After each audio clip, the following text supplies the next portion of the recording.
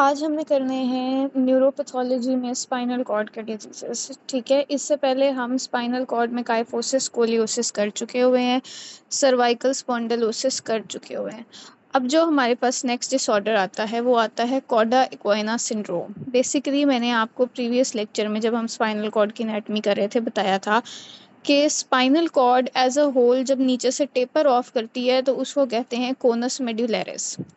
जब spinal cord की nerves जो है ना वो नीचे एक बंडल बनाती हैं ना, तो उसको कहते हैं कॉडा इक्वाइना। ठीक है, यानी ये आपकी स्पाइनल नर्व्स हैं, ये कलेक्टिवली ऐसे नीचे मिलकर ना एक बंडल बना लेती हैं।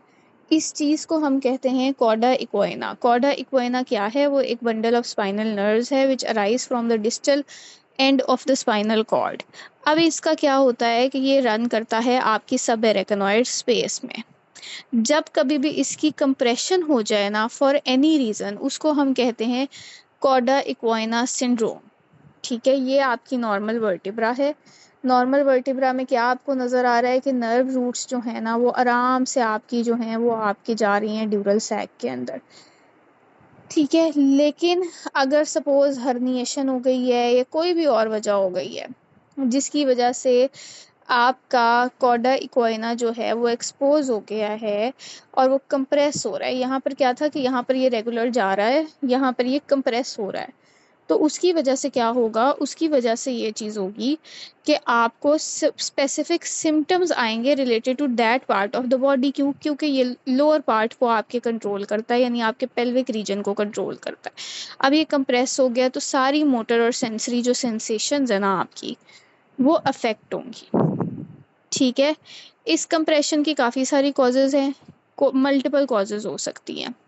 इसमें हो सकती है कि डिस्क प्रोलैप्स हो गया हो, कोई स्पाइनल ट्यूमर हो, स्पाइनल स्टेनोसिस हो, कोई ट्रॉमा हुआ हो या इवन एब्सेस फॉर्मेशन हो जिसकी वजह से आपका कॉडा इक्वाइना कंप्रेस हो जाए, तो उसको हम कहते हैं कॉडा इक्वाइना सिंड्रोम।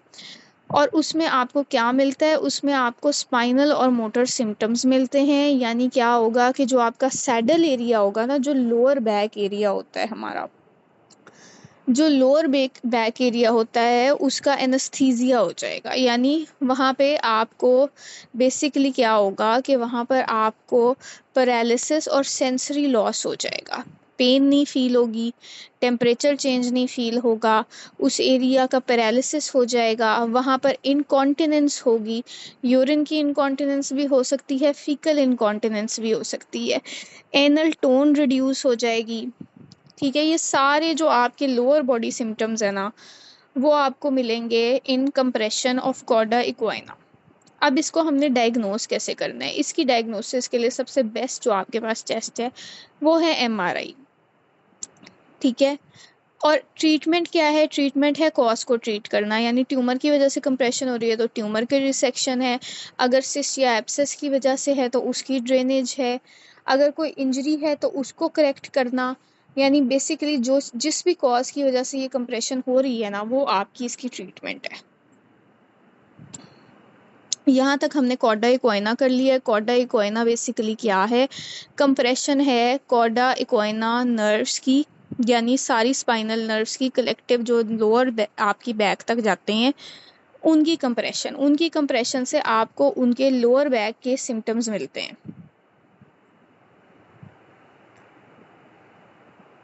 उसके बाद नेक्स्ट जो आपके पास चीज़ आती है ना वो आपके पास आती है अपर मोटर न्यूरॉन लियन और लोअर मोटर न्यूरॉन लियन। जो अपर मोटर न्यूरॉन लियन है ना वो आपकी बेसिकली है सुप्रा न्यूक्लियर लियन, यानी अपर मोटर न्यूरॉन के लेवल्स पर। जब हमने पाथवेज किए थे हमने बात की थी कि जो हमारा सेरिब्रम या सेरिबेलम से न्यूरॉन्स आते हैं ना स्पाइनल कॉर्ड तक, यानी स्पाइनल कॉर्ड से ऊपर ऊपर तक, वो आपके अपर मोटर न्यूरॉन्स हैं। ठीक है, जो आपके स्पाइनल कॉर्ड से बॉडी तक ट्रैवल करते हैं वो आपके लोअर मोटर न्यूरॉन्स हैं। अब अगर स्पाइनल कॉर्ड से ऊपर लियन होगी तो अपर मोटर, और अगर लोअर लियन होगी तो लोअर मोटर। ठीक है, अब इसके बेसिकली हम कर रहे हैं सिम्टम्स। अगर अपर मोटर न्यूरॉन लियन होगी तो ज़्यादा मसल कॉन्ट्रैक्शन होगी, स्पास्टिसिटी हो जाएगी, यानी मसल की एक टोन इंक्रीज हो जाएगी, वो रिजिड हो जाएगी। जबकि लोअर मोटर न्यूरॉन लियन में क्या होगा? लेस कंट्रैक्शंस होंगी और क्या होगा? फ्लैसिडिटी हो जाएगी, मसल की टोन डिक्रीज होगी, यानी हाइपोटोनिक ऐसे लूज फ्लैबी सी मसल हो जाएगी। अपर मोटर में क्या होगा कि जो आपके रिफ्लेक्सेस है ना वो एग्जैजुरेट हो जाएंगे, यानी आपको एग्जैजुरेटेड बहुत वाज़ेह तौर पर रिफ्लेक्सेस नज़र आएंगे। जबकि लोअर मोटर में क्या होता है, लोअर मोटर में हमारे जो रिफ्लेक्सेस होते हैं ना वो डिक्रीज़ हो जाते हैं, हाइपो रिफ्लेक्सिया होता है, यानी इतने अच्छे से रिफ्लेक्सेस विजिबल नहीं होते। अपर मोटर न्यूरॉन में क्या होता है, डिसयूज एट्रोफी। डिसयूज एट्रोफी क्या होता है कि जो हमारी मसल्स होती हैं ना वो वीक होती जाती हैं, ठीक है। उसमें क्या होता है कि उसमें आपको एट्रोफी नज़र आती है, ठीक है। जबकि आपकी जो लोअर मोटर न्यूरॉन लियन है ना उसमें आपको क्या होगा, उसमें आपको डीनर्वेशन एट्रोफी होगी। डीनर्वेशन एट्रोफी का मतलब क्या है कि मसल को इनर्वेशन नहीं मिल रही है, उसकी वजह से उसका यूज़ कम हो रहा है और फिर एट्रोफी हो रही है, ठीक है। यानी डिसयूज एट्रोफी में you will not be able to use your muscles, they will be spastic, rigid हो जाएंगी, उसकी वजह से उनकी एट्रोफी होगी। इसमें क्या होगा, इसमें मसल वैसे ही फ्लैबी है, लूज लूज सी है, उसकी वजह से उसकी एट्रोफी हो रही है, ठीक है। फिर आता है बेबिंस्की साइन। बेबिंस्की साइन जो होता है ना वो आपको पॉजिटिव मिलता है आपके अपर मोटर न्यूरॉन में और नेगेटिव मिलता है लोअर मोटर न्यूरॉन में, ठीक है। यानी बेबिंस्की में जब हम उसका बेबिंस्की साइन चेक करते हैं पेशेंट का तो टोज अपवर्ड्स पॉइंट करते हैं तो अपर मोटर न्यूरॉन, और लो यानी डाउन पॉइंट करेंगे तो लोअर मोटर न्यूरॉन, ठीक है। इस अपर मोटर न्यूरॉन लियन और लोअर मोटर न्यूरॉन लियन आपके पेपर पॉइंट ऑफ व्यू से इम्पॉर्टेंट है। इसमें से पेपर में से ना अक्सर वो बेबिंस्की साइन का पूछ लेते हैं या रिफ्लेक्सेस का पूछ लेते हैं और पूछ लेते हैं कि ये कौन सी लियन है। तो आपने बेसिकली इस तरह याद करना है कि आपको इसके सिम्टम्स तो लाजमी याद होने चाहिए, ठीक है। यहाँ तक हमने 2 डिजीज़ेस कर ली हैं। कॉर्डाई कोएना कर लिया। कॉर्डाई कोएना में से आपको एटलीस्ट इतना पता होना चाहिए कि आप सिम्टम्स से डिजीज़ आइडेंटिफाई कर सकें, ठीक है। और जो आपका अपर मोटर लोअर मोटर है इसमें भी आपको ये होना चाहिए कि दोनों का डिफरेंस पता होना चाहिए।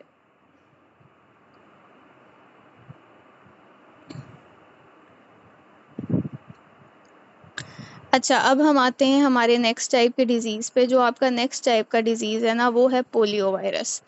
अब पोलियोमिलाइटिस क्या होता है, पोलियोमिलाइटिस एक डिज़ीज़ होता है which is caused by the infection of polio virus, ठीक है। अगर ये डिज़ीज़ स्पाइनल कॉर्ड में होता है तो it is due to destruction of lower motor neuron लियंस।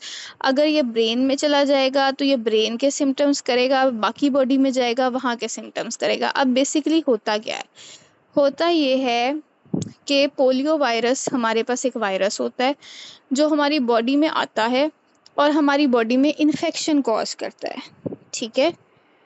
ये वायरस जहाँ जहाँ भी बॉडी में जाएगा ना वहाँ वहाँ पर ये अपने स्पेसिफिक फीचर्स करेगा।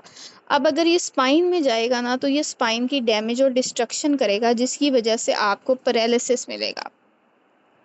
अब थोड़ी सी बात कर लेते हैं पोलियो वायरस की। तो बेसिकली पोलियो वायरस एक वायरस का टाइप है जिसकी 3 वेरिएशंस हैं, 1, 2 और 3।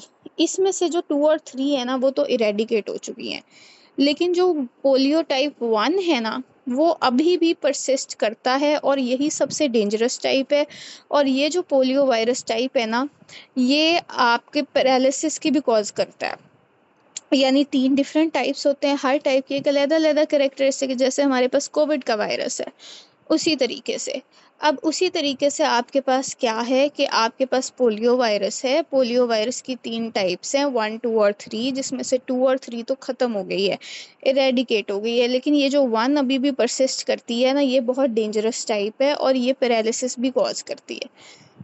अब हमारे पास कितने टाइप के पोलियो वायरस आ जाते हैं, हमारे पास बेसिकली जो है ना 4 टाइप के पोलियो वायरस आते हैं। एक तो आपके पास आता है अबॉर्टिव पोलियो वायरस। ये अबॉर्टिव पोलियो वायरस जो है ना ये नॉर्मल वेरिएशन है पोलियो की, ठीक है। अबॉर्टिव पोलियोमिलाइटिस में क्या होता है कि फ्लू लाइक सिम्टम्स होंगे आपको और एक जनरल फ्लू लाइक इलनेस होगी। फिर आपके पास आता है नॉन पैरालिटिक पोलियोमिलाइटिस। नॉन पैरालिटिक पोलियोमिलाइटिस में क्या होता है कि इसमें आपको जनरल फीचर्स मिलते हैं, ठीक है। जहाँ जहाँ भी पोलियो वायरस जाएगा ना वो वहाँ वहाँ अफेक्ट करेगा, लेकिन कहीं पे भी परमानेंट डैमेज या पैरालिसिस कॉज नहीं करता। इसमें फीवर आ जाएगा, सोर थ्रोट आ जाएगा, टायर्डनेस, नोजिया, हेडेक, बिल्कुल जैसे एक वायरस अफेक्ट करता है ना, जैसे चिकन पॉक्स है, मीजल्स है, या कोई भी इलनेस है आपकी, वो जैसे आपको इफेक्ट करेगी वैसे ही पोलियो भी आपको इफेक्ट करेगा। लेकिन बस पैरालिसिस नहीं करेगा। बैक में जाएगा तो बैक पेन करेगा, नेक में जाएगा नेक स्टिफनेस करेगा, आर्म्स और लेग्स की स्टिफनेस होगी फीवर की वजह से, गले में जाएगा तो सोर थ्रोट करेगा, trouble in swallowing and breathing करेगा। इसको हम कहते हैं नॉन पैरालिटिक पोलियो। अब जो आपका पैरालिटिक पोलियो है ना, आपकी थर्ड टाइप, ये बेसिकली क्या करता है, ये जहाँ जहाँ जाता है ये वहाँ वहाँ जा कर के डैमेजिंग सिम्टम्स कॉज करता है, वहाँ वहाँ पर जाकर अटैक करके बॉडी को पैरालाइज कर देता है। ठीक है, इसलिए इसको पैरालिटिक पोलियो कहते हैं। ठीक है, अगर ये स्पाइन में या ब्रेन में जाता है तो ये एबनॉर्मल सेंसेशन यानी पारेस्थीसिया कॉज करता है, ब्रेन में मेनिंजाइटिस कॉज करता है, पैरालिसिस या वीकनेस कॉज करता है, लॉस ऑफ रिफ्लेक्सेस करेगा, स्पैज्म करेगा, रेस्पिरेटरी इलनेस यानी लंग्स में चला गया तो रेस्पिरेटरी इलनेस करेगा, जीआईटी में चला गया गैस्ट्रोएंटराइटिस करेगा। ठीक है, ये आपके दो टाइप्स हैं मेन, पैरालिटिक और नॉन पैरालिटिक। इसके अलावा अबॉर्टिव पोलियो में क्या होता है कि अबॉर्टिव पोलियो में भी यही सारे सिम्टम्स होते हैं लेकिन माइल्ड टू मॉडरेट। अब अगर ये पोलियो ब्रेन में चला जाता है ना और एनकेफ्लाइटिस करता है तो इसको कहते हैं पोलियो एनकेफ्लाइटिस। ठीक है, अगर ये ब्रेन में जाके एनकैफ करेगा तो इसको पोलियो एनकेफ्लाइटिस कहेंगे। ये एक रेयर टाइप है पोलियो की जो कि मोस्टली इन्फेंट्स को अफेक्ट करता है, यानी अगर किसी इन्फेंट की ब्रेन में चला जाए तो इसका सवेयर डैमेजिंग फीचर होता है और वो होता है एनकेफ्लाइटिस। ठीक है, यहाँ तक हमने पोलियो किया है। पोलियो में हमने किया है कि पोलियोमाइलाइटिस एक डिजीज़ है जो पोलियो वायरस की वजह से होता है। पोलियो वायरस के 3 टाइप्स है, 1, 2, 3, जिसमें से 2 और 3 ख़त्म हो चुके हैं, 1 आज भी परसिस्ट कर रहा है और 1 4 तरह का पोलियो करता है। एक तो नॉर्मल अबॉर्टिव पोलियो होता है जिसके कोई सवेयर सिम्टम्स नहीं होते, अगर इन्फेंट्स में हो और ब्रेन में जाए एनकेफ्लाइटिस करे तो पोलियो एनकेफ्लाइटिस करता है। दो मेन टाइप्स जो हैं वो नॉन पैरालिटिक और पैरालिटिक, दोनों का फ़र्क सिर्फ इतना है कि एक पैरालिसिस करता है और एक जो है ना वो जहाँ पे भी जाए वहाँ पे सिम्टम्स करता है लेकिन पैरालिसिस या परमानेंट डैमेज नहीं करता। अब पोलियो में क्या है, पोलियो की treatment like all antiviral viral diseases आप एंटीवायरल देते हो, लेकिन अगर ये पोलियो पैरालिसिस करता है या परमानेंट डैमेज करता है तो इसकी कोई नोन क्योर नहीं है। Once the damage is done it is permanent. ठीक है, तो paralytic polio is basically life threatening also and it is also very dangerous. Polio के लिए अब इसको प्रिवेंट करने के लिए हमारे पास क्या चीज़ें आती हैं, इसको प्रिवेंट करने के लिए हमारे पास वैक्सीन्स आती हैं जो हम चाइल्डहुड एज में लगाते हैं, from 2 months to 6 years old की एज में आप 4 शॉट्स देते हो और वो 4 शॉट्स वैक्सीन के होते हैं और वो पोलियोमाइलाइटिस में बेसिकली वो पोलियो को क्योर करते हैं। यहाँ तक हमने पोलियोमाइलाइटिस भी कर लिया है।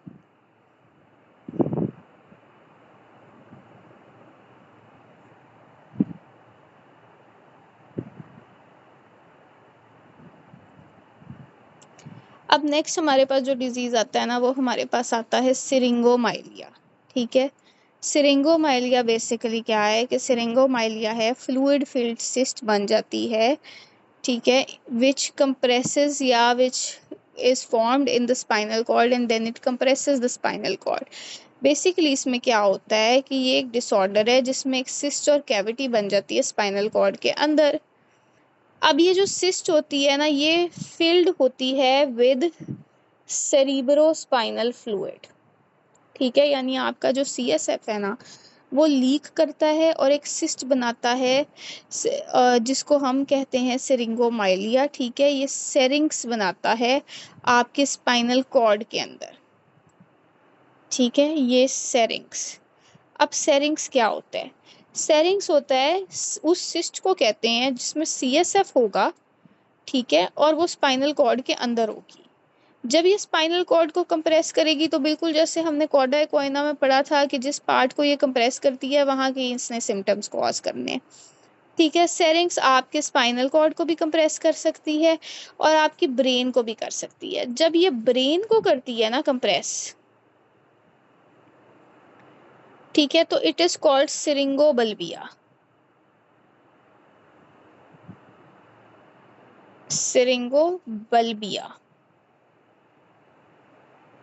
सिरिंगोबल्बिया का क्या मतलब है कि सेरिंग्स आपके ब्रेन में गई है, वहां पर जाकर इसने ब्रेन को कंप्रेस किया है, तो उस चीज को हमने सिरिंगोबल्बिया कह दिया। ठीक है, अगर जो सिरिंग्स है वो सिरिंग्स क्या थी, सिरिंग्स थी फ्लूइड फिल्ड सिस्ट। फ्लूइड कौन सा था, सीएसएफ था। ठीक है, ये सीएसएफ था। अगर ये आपके स्पाइनल कॉर्ड में गई है तो सिरिंगोमाइलिया, यानी स्पाइनल कॉर्ड के जो डिजीज होते हैं उनको माइलिया उनके एंड पे डालते हैं, जैसे मेनिंजोमाइलोसील हो गया या मेनिंजोसील हो गया। ठीक है, तो ये सेरिंग्स जब स्पाइन में जाके स्पाइन को कंप्रेस करेगी तो सिरिंगोमाइलिया होगा। ठीक है, ज़्यादातर ये कहाँ पर फॉर्म करती है, ज़्यादातर ये सर्वाइकल और थोरेसिक रीजन में फॉर्म करती है। अब बेसिकली होता क्यों है ये, यानी एक सिस्ट है ना क्यों बन गई है, दो चीज़ें हो सकती हैं। एक हम इसको कहते हैं कंजेनिटल। कंजेनिटल होती है ये किसी और बर्थ डिफेक्ट के साथ, जैसे कि हाइड्रोकेफलस के साथ भी हो सकती है। और एक और चीज़ होती है वो होती है क्यारी मालफॉर्मेशन 1। ठीक है, क्यारी 1 मालफॉर्मेशन में क्या होता है कि आपका जो सेरिबेलम होता है ना वो ओवर ग्रो करता है और वो फोरामेन मैग्नम से बाहर निकल जाता है। जब सेरिबेलम, अब सपोज ये आपका सेरिबेलम है, ठीक है, ये सेरिबेलम जो है ना ये ओवर ग्रो कर रहा है और नीचे को जा रहा है, तो नीचे जो फ्लूइड पड़ा है, ठीक है, अब यहाँ से जोर लग रहा है, जो फ्लूइड पड़ा है ये लीक हो जाएगा, ये कहीं पे जाएगा, तो ये कहाँ जाएगा, स्पाइनल कॉर्ड में जाएगा। ठीक है, तो दैट इज कंजेनिटल। दूसरा होता है अक्वायर्ड। अक्वायर्ड में मोस्ट कॉमन जो इसका एज ग्रुप है ना वो है 20 से 50। ठीक है, 20 टू 50 अक्वायर्ड एज ग्रुप है मोस्ट कॉमन। इसमें क्या होगा कि इसमें इस एज ग्रुप में किसी भी वजह से, पेन की वजह से, प्रेशर की वजह से, किसी भी चीज़ की वजह से जो है ना आपके जो, अगर इवन स्पाइनल कॉर्ड का स्कोलियोसिस हो गया है, आपका सीएसएफ लीक कर रहा है, सीएसएफ ने लीक करके एक सिस्ट बनाई है और जाकर स्पाइनल कॉर्ड कंप्रेस कर दी है, तो उस केस में सिरिंगोमाइलिया हो गया। सिरिंगोमाइलिया बेसिकली क्या है, डिजीज है स्पाइनल कॉर्ड की कंप्रेशन। स्पाइनल कॉर्ड की कंप्रेशन जिस चीज़ से होती है, जिस सिस्ट से होती है, उसको सिरिंग्स कहते हैं। ठीक है, और ये जो सिरिंग्स होती है ना ये सीएसएफ फील्ड होती है। अब इसमें आपको सिम्टम्स क्या मिलेंगे, देखो स्पाइनल कॉर्ड ओवरऑल जो जो चीज़ें कंट्रोल करती है, जब वो कंप्रेस हो जाएगी तो फिर वही सिम्टम्स होंगे, हेडेक हो जाएगा, पेन हो जाएगा, वीकनेस ऑफ लिम्स हो जाएगा, muscle spasm, loss of sensitivity, numbness, tingling, balance problem, loss of bowel bladder control, sexual issues हो जाएंगे, स्कोलियोसिस, टो वॉकिंग, ये सारा कुछ होगा। अब जो लॉस ऑफ सेंसेशन होती है ना उसको हम केप लाइक डिस्ट्रीब्यूशन कहते हैं। केप लाइक क्यों कहते हैं, केप लाइक इसलिए कहते हैं कि मैंने बताया कि इसकी सबसे कॉमन जो लोकेशन होती है ना वो होती है आपकी सर्वाइकल और थोरेसिक। ठीक है, यानी सर्वाइकल और थोरेसिक।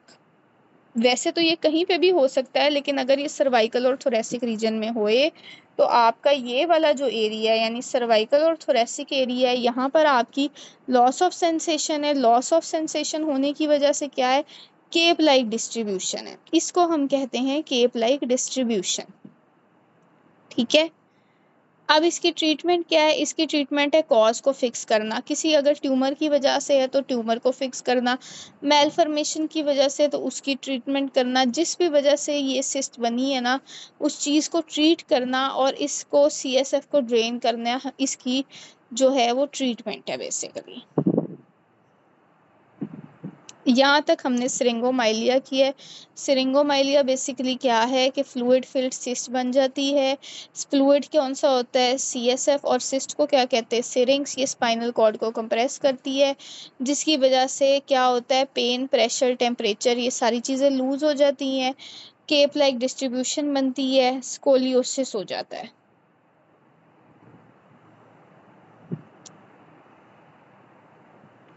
उसके बाद आपके पास एक चीज़ आती है विच इज़ कॉल्ड टेबिस डोर्सालिस। अब ये जो टेबिस डोर्सालिस है ना, बेसिकली ये सिफिलिस की मैनिफेस्टेशन है।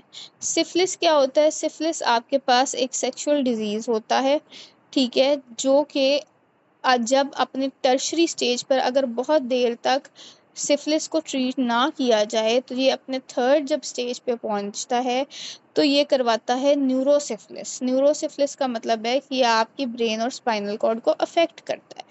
जब ये स्पाइनल कॉर्ड को अफेक्ट करता है और वहाँ के न्यूरल ट्रैक्ट्स को, हमने ट्रैक्ट्स पढ़े थे ना स्पाइनल कॉर्ड के, असेंडिंग डिसेंडिंग, इनको जब ये कंप्रेस करेगा तो ये डीजेनरेशन करवाएगा उन ट्रैक्ट्स की। इस चीज़ को हम कहते हैं टेबिस डोर्सालिस, ठीक है। सबसे ज़्यादा कॉमन ये होता है लंबर लेवल पे, ठीक है। अब इसमें क्या होता है? इसमें आपको मिलते हैं 3 P's। 3 P's होते हैं, पेन, पारेस्थीजिया और पॉलीयूरिया। पेपर के हवाले से ना ये 3 P's बहुत इंपॉर्टेंट हैं, क्योंकि ये जो टेबिस डोर्सालिस है ये बहुत ज़्यादा आता है पेपर में, और अक्सर वो इसका यही पूछते हैं। पिछले दो है ना वो इतने फिर भी नहीं आते, लेकिन ये टेबिस डोर्सालिस बहुत ज़्यादा आता है। अक्सर वो आपसे पूछ लेते हैं टर्शरी सिफिलिस का क्या सिम्टम्स है, तो इसके 2 मेन सिम्टम्स होते हैं। एक होता है आर्गाइल रॉबर्टसन प्यूपिल, ठीक है, उसमें फिक्स प्यूपिल हो जाता है, और दूसरा होता है टेबिस डोर्सालिस। टेबिस डोर्सालिस में क्या होता है? पेन, पारेस्थीजिया और साथ आपके होता है पॉलीयूरिया।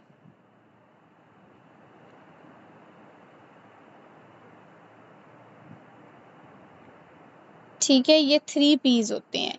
अक्सर वो इस तरीके से पूछ लेते हैं कि टर्शरी सिफिलिस में क्या क्या इंक्लूड होता है। कभी कभी वो आपको ये सिम्टम्स देके ये पूछ लेता है कि ये सिम्टम्स जो हैं ये बेसिकली क्या हैं और ये कौन से डिजीज़ के हैं, ठीक है। तो उसमें आपने ये याद रखना होता है कि अगर आपको पेन, पारेस्थीजिया, पॉलीयूरिया इकट्ठे मिल रहे हैं और उस पेशेंट की कोई ट्रैवल हिस्ट्री है तो ये सिफिलिस है, ठीक है।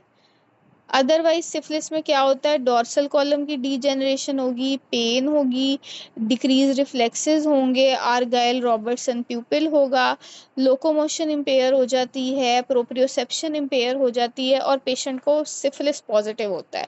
ट्रीटमेंट इसकी वही है कि आपने एंटीबायोटिक्स इसको देनी है,